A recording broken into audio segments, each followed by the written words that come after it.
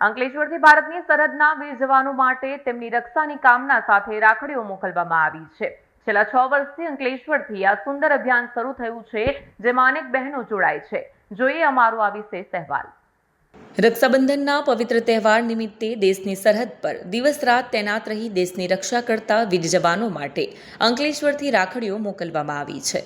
છેલ્લા 6 વર્ષથી અંકલેશ્વરમાં આ સુંદર અને દેશભક્તિપૂર્ણ અભિયાન અંતર્ગત અનેક બહેનો પણ જોડાઈ રહી છે। વડોદરાના નિવૃત્ત શિક્ષક સંજય બચ્છાવે વર્ષ 2015માં આ અભિયાનની શરૂઆત કરી હતી। માત્ર 75 રાખડીઓથી શરૂ થયેલું આ અભિયાન આજે 68,000થી વધુ રાખડીઓ સુધી વિસ્તર્યું છે। દેશના વિવિધ શહેરો ઉપરાંત વિદેશમાં વસતી બહેનો પણ આ અભિયાનમાં જોડાઈ રહી છે। અંકલેશ્વરમાં સંજય બચ્છાવના માર્ગદર્શન અને નેતૃત્વ હેઠળ અશ્વિન ભીખુભાઈ પટેલ અને ભાવિની અશ્વિનભાઈ પટેલ છેલ્લા 6 વર્ષથી આ અભિયાન સાથે જોડાયેલા છે। અંકલેશ્વરની અનેક બહેનો વીર જવાનો માટે રાખડીઓ મોકલીને દેશ પ્રત્યેની પોતાની લાગણી વ્યક્ત કરી રહી છે। રાખડી સાથે બહેનો પોતાના સંદેશની ચિઠ્ઠી પણ જવાનો સુધી મોકલી શકે છે।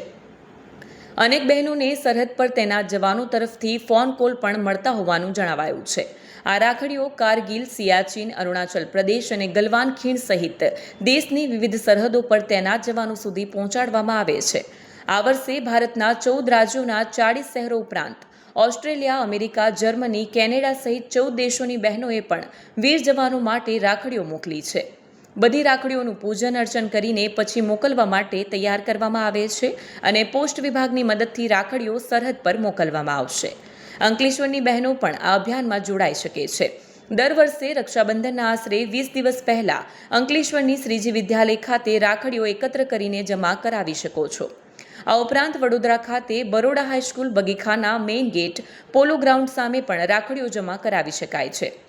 દેશના વીર જવાનોનું ઋણ કદાચ આપણે જીવનભર ચૂકવી ન શકીએ, પરંતુ તેમના માટે રક્ષાનો એક દોરો મોકલી તેમની સુરક્ષા અને દીર્ઘાયુ માટે પ્રાર્થના ચોક્કસ કરી શકીએ। અંકલેશ્વરથી સરહદ પરના વીર જવાનો સુધી રાખડી પહોંચાડવાનો આ પ્રયાસ શહેર માટે ગૌરવની લાગણી જન્માવે છે। જય જવાન, જય હિન્દ। વિડિયો જર્નાલિસ્ટ કરણસિંહ સાથે સત્યા ટીવી ન્યૂઝ, અંકલેશ્વર।